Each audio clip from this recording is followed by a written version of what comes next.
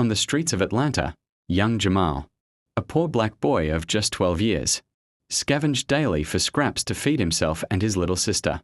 One afternoon, he spotted a sleek black car pulling up in front of a fancy cafe.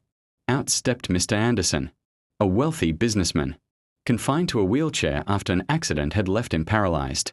Jamal's hungry eyes caught sight of the half-eaten meal in Mr. Anderson's takeout box.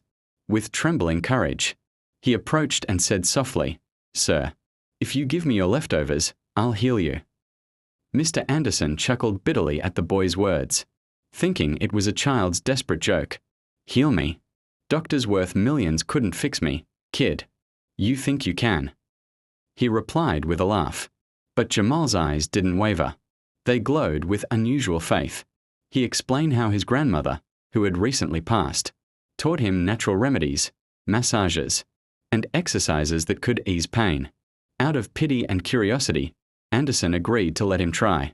Over the next weeks, Jamal visited daily, massaging his stiff muscles with oils, encouraging him to push his body gently, and more importantly, filling his lonely life with hope and laughter.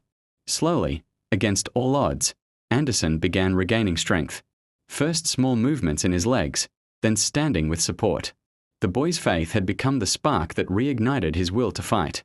When Anderson finally took his first unassisted steps, tears streamed down both their faces. The man who once laughed at a starving child's words now realized he had been healed not just physically, but spiritually, through the boy's unwavering belief and kindness. In return, Anderson ensured Jamal and his sister never went hungry again. He sponsored their education, gave them a home, and treated them like family. Jamal's words, once mocked, became the truth. Healing wasn't just about medicine, but about hope, love, and the courage to believe when no one else does. The story reminds us that miracles often come in unexpected forms, and sometimes the poorest hands carry the richest gifts. The true measure of wealth lies not in what we own, but in the lives we uplift with compassion.